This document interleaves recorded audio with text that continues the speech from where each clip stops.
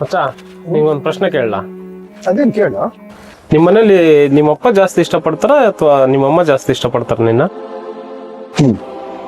ಒಳ್ಳೆ ಪ್ರಶ್ನೆ ಕೇಳಿದೀಯ. ನಾನು ಇದಕ್ಕೆ ಆನ್ಸರ್ ಮಾಡ್ತೀನಿ.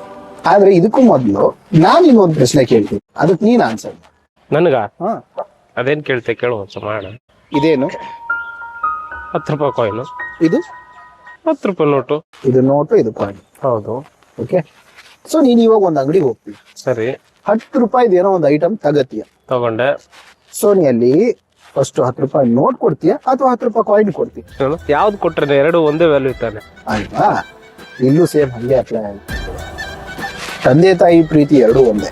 ತಾಯಿ ಆದವಳು ನನ್ನ ಮಗ ಊಟ ಮಾಡೋದ್ನ, ಎಲ್ಲಿದ್ದಾನೆ, ಹೇಗಿದ್ದಾನೆ ಅಂತ ಯೋಚನೆ ಮಾಡಿದ್ರೆ, ತಂದೆ ಆದವನು ನನ್ನ ಮಗ ಏನ್ ಮಾಡ್ತಾ ಇದ್ದಾನೆ, ಅವನ್ ಮುಂದಿನ ಜೀವನ ಹೇಗೆ ಅಂತ ಆ ರೀತಿ ಯೋಚನೆ ಮಾಡ್ತಾರೆ. ನನ್ನ ಪ್ರಕಾರ ತಂದೆ ತಾಯಿ ಪ್ರೀತಿ